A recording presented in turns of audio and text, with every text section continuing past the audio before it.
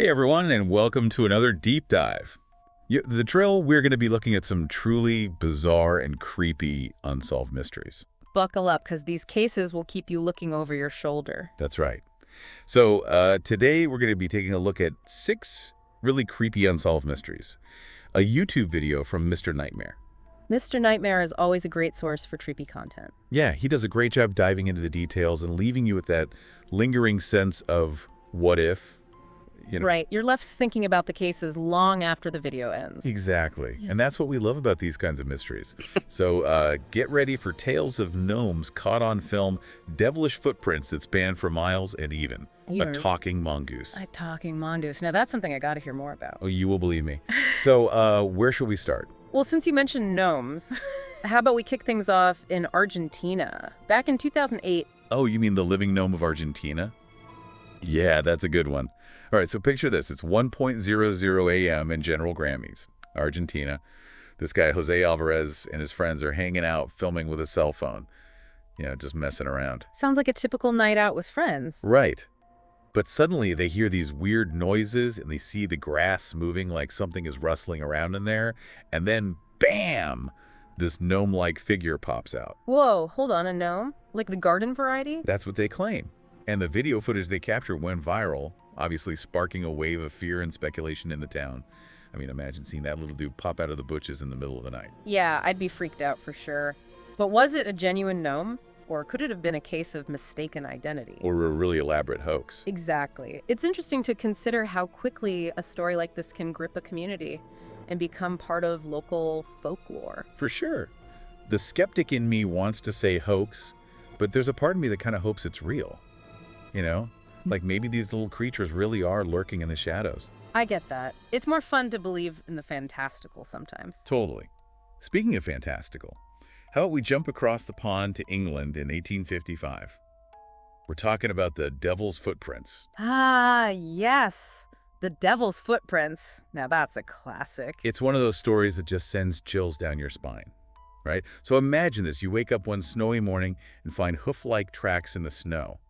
But these aren't your average animal prints. Well, were you saying these were like cloven hoof prints? Exactly. And get this, they stretched for over 100 miles across Devon, England, appearing on rooftops, crossing rivers, even squeezing through impossibly small drain pipes. Hold on, they went over houses and through drain pipes. That doesn't make any sense. I know, right? It's the sheer implausibility that fueled the panic at the time. People genuinely believed the devil was on the prowl. And did they ever catch him? Nope. Armed townspeople formed hunting parties, desperately trying to find the source of these tracks, but they came up empty-handed. So what's the explanation? Was it a hoax? Or some kind of meteorological phenomenon? A kangaroo? Despite all the theories, the mystery remains unsolved.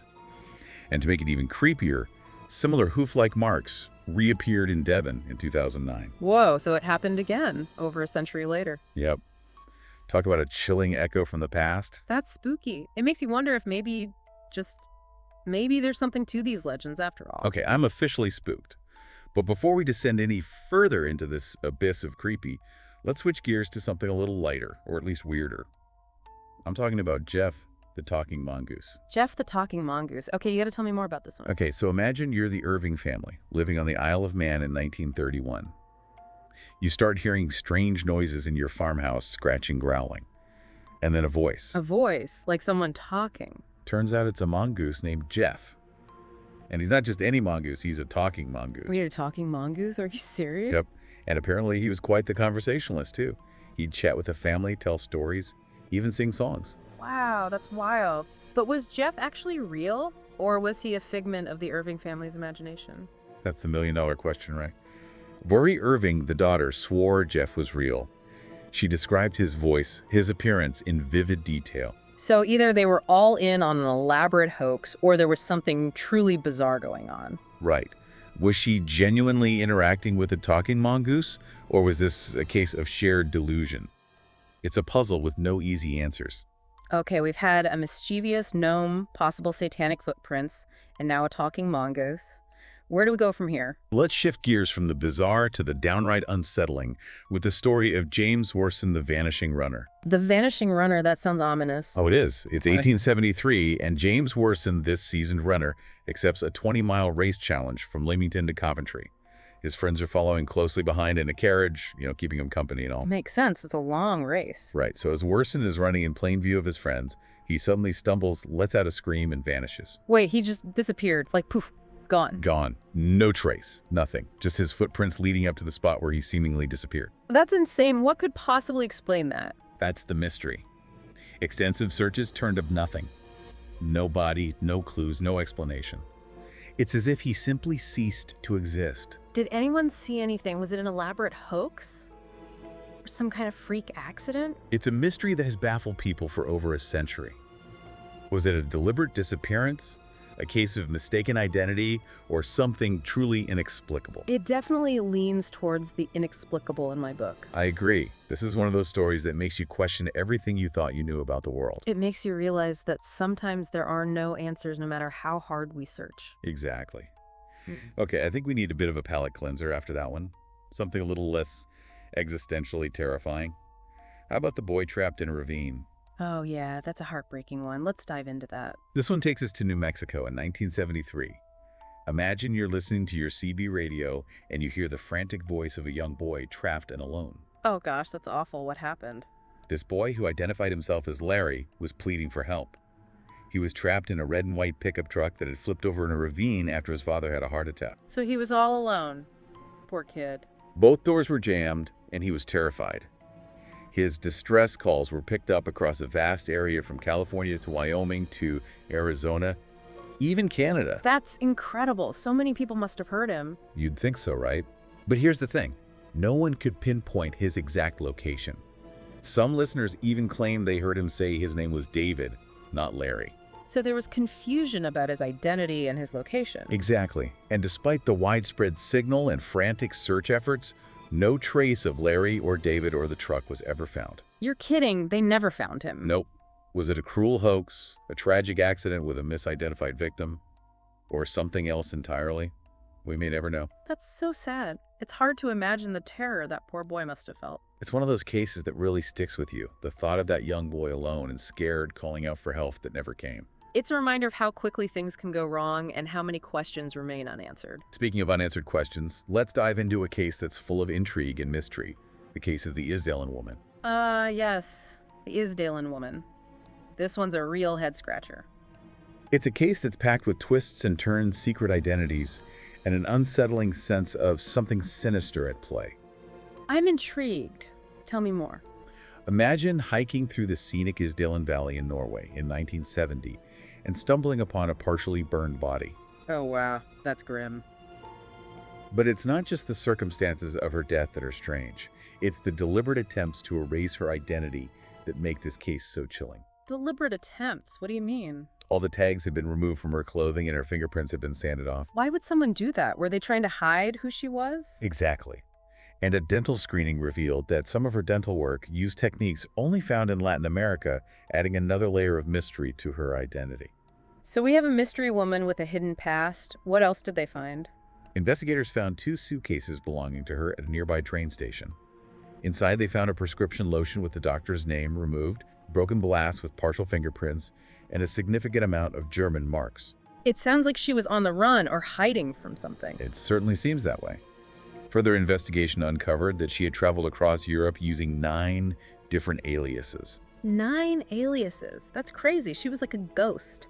And her coded diary entries seemed to list the places she'd been, like she was leaving a trail of breadcrumbs. What about her appearance? Did anyone describe what she looked like?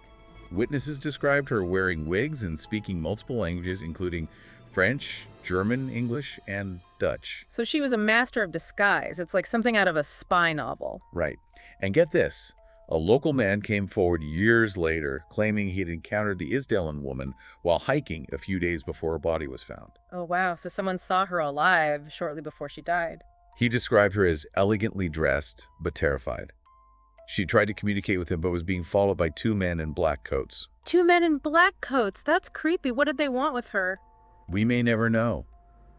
The witness waited 32 years to share his story, claiming the police officer he contacted told him to forget her, she was dispatched. Dispatched? What does that even mean? That's unsettling. It definitely suggests something much darker is at play here, right? Was the Isdalen woman involved in something dangerous? Was her death a tragic accident? Or was she silenced to protect a secret? So many questions and so few answers. It's like a puzzle with most of the pieces missing. Wow, we've covered a lot of ground already. Gnome's a devil, a talking mongoose, a vanishing runner, a lost boy, and now a possible spy. And judging by the looks of our notes, we've only just scratched the surface. There's so much more to explore in the world of the unexplained. It's a rabbit hole that goes deeper than you might think. That's for sure. And on that note, I think it's time for a break. We'll be back soon to delve into even more creepy unsolved mysteries. So stay tuned. Welcome back to our deep dive into creepy unsolved mysteries. We left off with the enigmatic Isdalen woman, a story packed with espionage aliases, and that chilling dispatched comment. I'm still trying to wrap my head around all those identities. It's a case that really makes you wonder how much we know about the people around us, right? Right. But let's shift gears for a bit and venture into the icy wilderness of the Ural Mountains in Russia. We're talking about the Dyatlov Pass incident. Ah, yes. The Dyatlov Pass incident, a classic mystery that's both fascinating and terrifying. It's one of those stories that has haunted me ever since I first heard about it. You know, the pictures of the hiker's tent ripped open from the inside, the strange injuries they sustained. It's a case that has baffled researchers for decades. It's a true enigma. Imagine yourself, back in February 1959, joining this group of 9 young hikers, led by Igor Dyatlov. They were experienced hikers, right? Not just some amateurs wandering into the wilderness. Exactly. They were seasoned adventurers, well prepared for their expedition into the snowy peaks. But what they didn't know was that this trip would become one of the most enduring mysteries of the 20th century. So they set off into the mountains, full of excitement and anticipation. When does the story take a dark turn? Weeks pass, and the hikers fail to return as scheduled. A search and rescue team is dispatched, and what they find is both chilling and perplexing. Okay, I'm on the edge of my seat. Yeah. What do they find? They discover the group's tent abandoned, ripped open from the inside as if they fled in a panic. Ripped open from the inside, like something spooked them from within their own shelter. That's what it suggests. And footprints in the snow lead away from the tent, some barefoot or wearing only socks. Barefoot in the snow, Yeah. in the freezing cold. That suggests a level of desperation, a primal need to escape from something terrifying. Precisely. And as the search continues, the bodies of the hikers are found scattered across the mountainside, each with strange and unexplained injuries. This is where it gets really creepy, right? I remember hearing about those injuries. What kind of injuries are we talking about? Some have severe internal injuries, like fractured skulls and broken ribs, but with no external signs of trauma. Internal injuries with no external signs? How is that even possible? It's one of the most baffling aspects of the case, and there's more. Others have strange discoloration of their skin, and one hiker was even missing her tongue. Missing her tongue. Okay, that's just bizarre. What could possibly explain this? The theories are as varied as they are intriguing. Some suggest an avalanche, but the evidence doesn't fully support that. Others point to a military cover-up, speculating that the hikers stumbled upon a secret weapons test. A secret weapons test. Now that's a conspiracy theory I can get behind. And of course, there are those who lean towards the paranormal. Yeti attacks, alien encounters, even infrasound-induced panic. Infrasound, what's that? It's a low-frequency sound that can cause feelings of unease and disorientation. Some believe that exposure to infrasound could have triggered a panic in the hikers, leading to their bizarre behavior and injuries. So we have everything from a natural disaster to a government cover-up to a paranormal encounter. It's mind-boggling. Despite countless investigations, the Dyatlov Pass incident remains a puzzle with missing pieces. It's a chilling reminder that even in the face of scientific advancements, there are still mysteries that elude our understanding. It's both fascinating and terrifying, right? The thought that something out there could cause such strange and unexplained events. It definitely makes you realize how vulnerable we are in the face of the unknown. Okay, I think we need to take a break from the icy mountains and head somewhere warmer. Perhaps a luxury ocean liner. What about the haunting of the Queen Mary? Ah, the Queen Mary. A legendary ship with a storied past, and some say a haunted present. I've always been fascinated by haunted ships. I imagine the Queen Mary, with all its history and grandeur, must be a hotbed of paranormal activity. You're not wrong. The Queen Mary, launched in 1934, had a glamorous past ferrying celebrities and royalty across the Atlantic. It was the epitome of luxury travel, right? A floating palace. Exactly. But beneath the surface of its opulent interiors lies a darker history.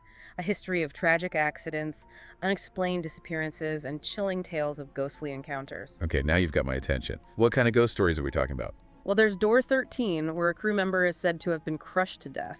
People report seeing a ghostly figure in blue overalls near that door, often accompanied by banging and screaming sounds. Door 13. That sounds like something straight out of a horror movie. And the first-class swimming pool is another hotspot. People report hearing the laughter and splashing of phantom children, even though the pool is empty. Phantom children. Oh, that's creepy and sad. It's said that the spirits of children who drowned there during the ship's early years still linger. I can see why people would be drawn to those stories. It's like a glimpse into another world, a world where the veil between the living and the dead is thin. The Queen Mary is like a floating museum of the paranormal, with every corridor and cabin holding a potential ghost story. So what about the iconic ghost stories? You know, the classic Lady in White or a spectral captain roaming the decks? The most famous apparition is the White Lady, a spectral figure in a white evening gown sighted in various parts of the ship. The classic Lady in White. Every haunted location seems to have one. Some say she's the ghost of a first-class passenger who died tragically during a voyage. And what about the spectral captain? Is he part of the Queen Mary's lore too? There's John Petter, a crew member who met a gruesome end in the ship's forward hold. People have reported seeing his ghost, often covered in grease and oil, wandering the corridors near the engine room. Grease and oil. That's a new one. So do you believe the Queen Mary is truly haunted? Well, I always try to approach these matters with a healthy dose of skepticism, but the sheer volume and consistency of these reports over the years are hard to ignore. Yeah, it's hard to dismiss all those stories as just coincidence or overactive imaginations. Whether you believe in ghosts or not, the Queen Mary's eerie history and the countless tales of paranormal activity make it a fascinating case study. It's a place where history and mystery collide, creating an atmosphere that's both intriguing and unsettling. Speaking of secrets and hidden truths, let's dive into the world of espionage with a case that has all the hallmarks of a Cold War thriller, the mysterious death of Gareth Williams. Espionage, you say? Ooh, it sounds right up my alley. Gareth Williams was a brilliant mathematician and codebreaker working for the British intelligence agency GCHQ. So we're talking about a real-life spy. In 2010, he was found dead in his London apartment under highly suspicious circumstances. Suspicious how? Was he assassinated? Poisoned? It's stranger than that. Picture this: Williams' naked body was discovered padlocked inside a large duffel bag which was placed in the bathtub of his empty apartment. Wait, hold on. He was found in a duffel bag. In a bathtub. There were no signs of forced entry, no fingerprints on the bag or bathtub, and no obvious cause of death. That's not just suspicious, it's downright bizarre. What kind of spy games was he involved in? The circumstances were so strange that they immediately sparked speculation of foul play, with theories ranging from a botched intelligence operation to assassination by a foreign power. So if it wasn't a random act of violence, was there any evidence pointing towards a more sinister plot? The investigation was shrouded in secrecy, but some intriguing clues emerged. Williams' apartment was meticulously tidy, almost as if it had been staged. And while traces of DNA belonging to unknown individuals were found at the scene, no matches were ever made. It sounds like someone went to great lengths to cover their tracks. So what was the official conclusion? Did they ever catch the culprits? Despite the lack of clear evidence, the police eventually ruled Williams' death an accident, suggesting that he had somehow locked himself inside the bag. He locked himself inside the bag. Seriously, that sounds impossible. Many experts and intelligence analysts disputed this conclusion, arguing that it would have been physically impossible for Williams to contort himself into the bag and padlock it from the outside. So what really happened to Gareth Williams? Was he the victim of a sophisticated assassination plot? Or did his death involve some kind of bizarre, unexplained accident? The truth remains elusive. The lack of a definitive answer, combined with the secretive nature of Williams' work, has only fueled conspiracy theories. It's a stark reminder that in the world of espionage, the line between reality and fiction can become incredibly blurred. This case definitely leaves me with more questions than answers. Okay, from the shadowy world of espionage to something a little less cloak and dagger, what about the Taos hum? That's always struck me as one of those truly bizarre, unexplained phenomena. Ah, yes, the Taos hum. A sound that's both pervasive and elusive, driving some people to distraction while others remain oblivious. For those of us who haven't experienced it, what exactly is the Taos hum? Imagine a constant low-frequency humming sound, a bit like a distant diesel engine or an electrical transformer. So it's like a persistent background noise? But what makes it so creepy? The creepy part is that no one can pinpoint its source. Scientists have investigated everything from industrial noise to geological activity, but they haven't found a definitive explanation. So people are hearing this constant humming, but no one knows where it's coming from. What are some of the theories? Theories range from the scientific to the more outlandish. Some suggest it's caused by low-frequency electromagnetic radiation, while others propose it's a psychological phenomenon, perhaps a form of tinnitus. And of course, there are those who link the hum to secret government experiments or even extraterrestrial activity. Extraterrestrials. Now that's a theory I can get behind. But seriously, has anyone been able to capture this hum on a recording? There are recordings out there, but they're often disputed, and the hum seems to be a highly subjective experience. Some people hear it clearly, while others hear nothing at all. So it's like a phantom sound only perceptible to certain individuals. What's it like to actually hear the Tao's hum? Those who experience it describe it as a constant, low-frequency droning sound, often more noticeable at night or in quiet environments. Some even report feeling vibrations accompanying the sound. I can imagine that would be incredibly frustrating, especially if there's no escape from it. It can be quite disturbing, leading to sleep disturbances, headaches, and even psychological distress in those who are particularly sensitive to sound. This whole thing is just bizarre and unsettling. We've gone from a potential spy to a phantom hum. This deep dive is truly living up to its name. What other strange phenomena do we have in store? Well, how about we leave the realm of sound and head back to the visual with a case that captivated sky watchers and UFO enthusiasts alike, the Phoenix Lights. Ooh, UFOs. Now, this is where it gets really interesting. I've heard about the Phoenix Lights, but I've never really dug into the details. Set the scene for me. What exactly happened that night? Picture a clear Arizona evening on March 13th, 1997.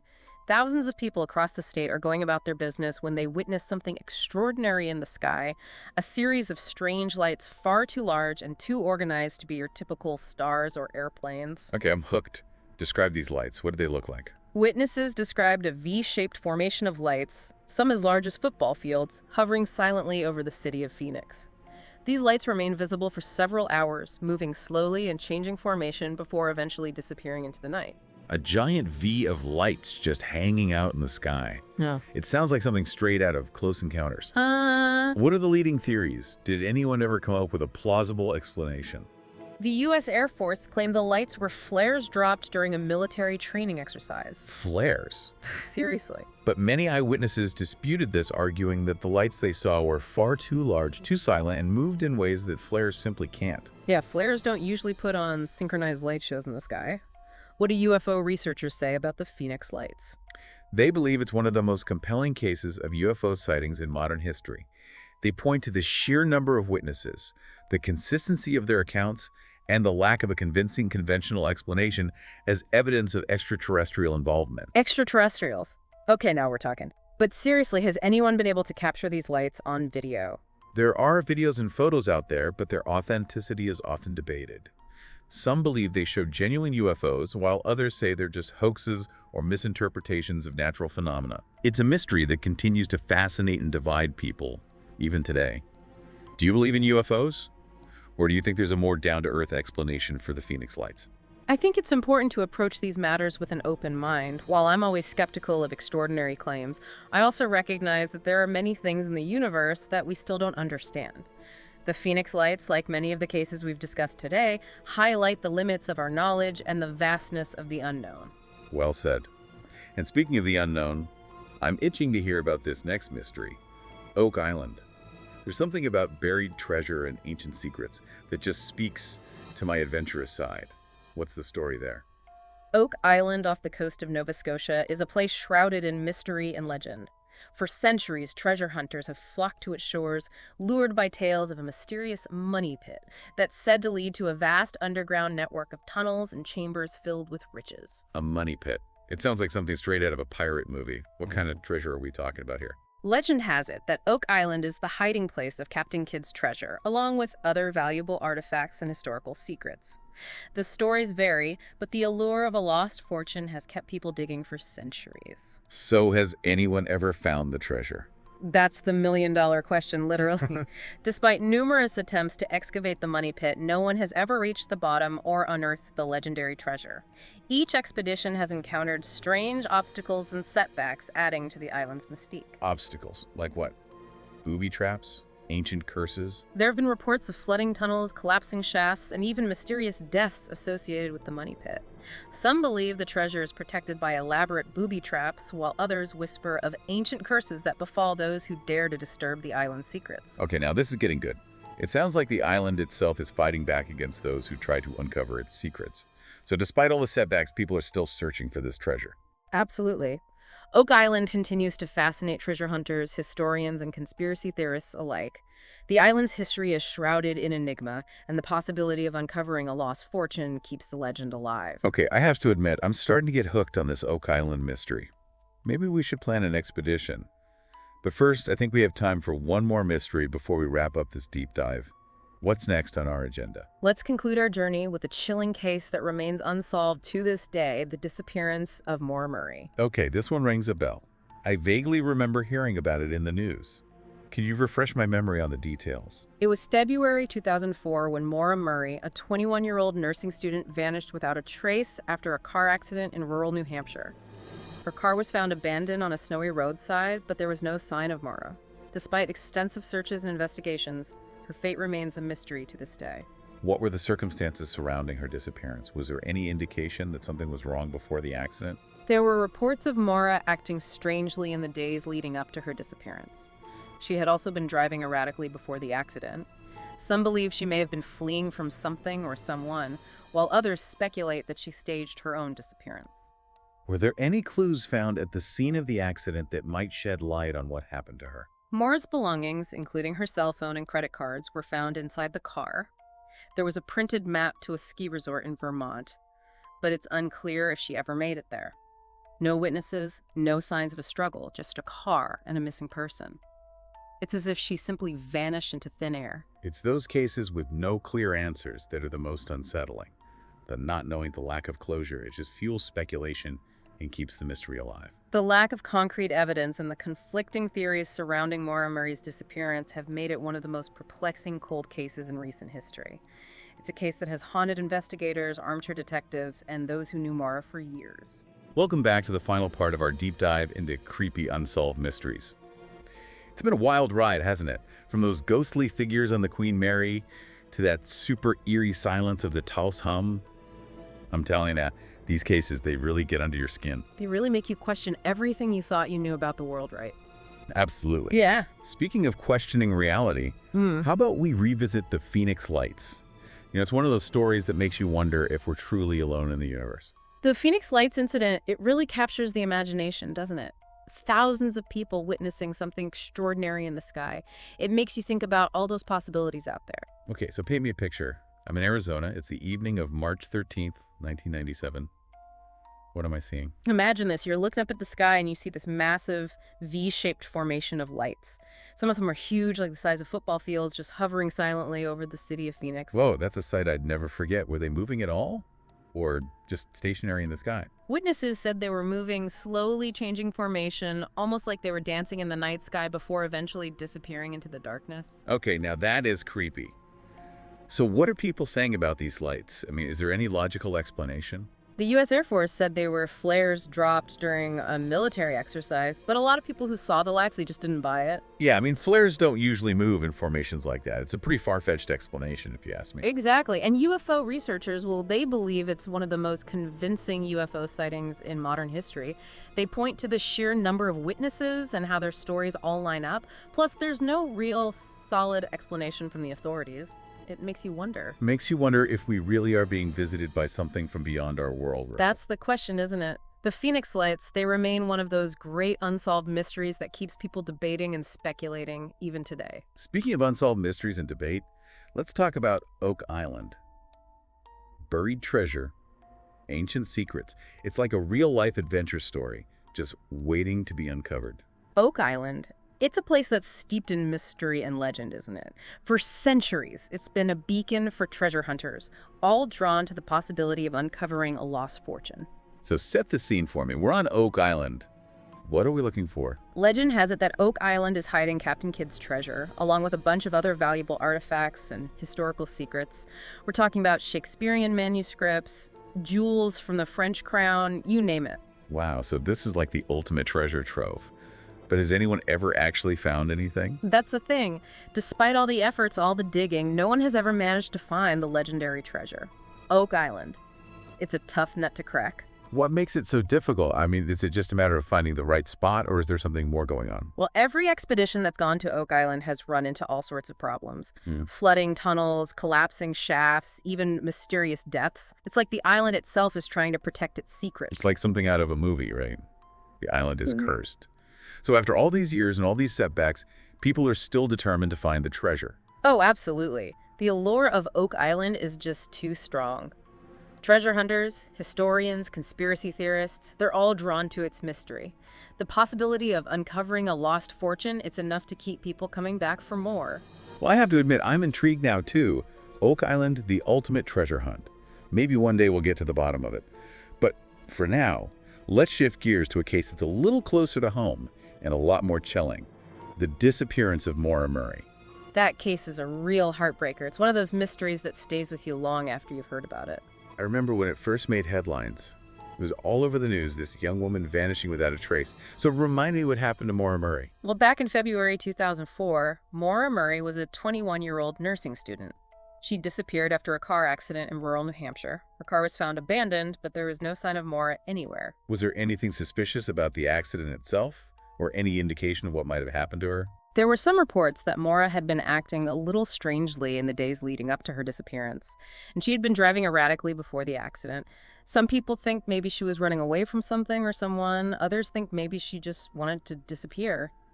So there are a lot of theories, but no real answers. That's right. The police investigated all sorts of angles, but they never found any conclusive evidence to explain what happened to Maura. No witnesses, no signs of a struggle, just a car and a missing person. It's like she vanished into thin air.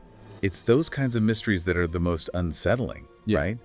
The not knowing, the lack of closure, it just makes it all the more haunting. Exactly. And that's what makes the Maura Murray case so compelling. It's a mystery that continues to fascinate and frustrate people all these years later. And it's a reminder that sometimes, even in this age of technology and information, some secrets remain hidden. Well, we've covered a lot of ground in this deep dive, haven't we? From mischievous gnomes to vanishing runners to mysterious lights in the sky and everything in between. It's amazing how many unanswered questions there are out there in the world. It's true, and it's those unanswered questions that keep us curious, keep us exploring, keep us searching for the truth. That's what makes these deep dives so fascinating, right? It's the thrill of the unknown, the possibility of uncovering a hidden truth that keeps us coming back for more. Exactly. And maybe, just maybe, one of our listeners out there holds the key to solving one of these mysteries. Yeah. Maybe they've noticed a detail that everyone else has missed, or maybe they have a unique perspective that can shed new light on an old case. That's a great point. Sometimes all it takes is a fresh pair of eyes to see things in a different way. So to everyone listening out there, if you have any thoughts or theories about the cases we've talked about today, please share them with us. You never know, you might just help solve a mystery. That's right. And until next time, keep those minds open. And remember, the truth is out there somewhere waiting to be discovered.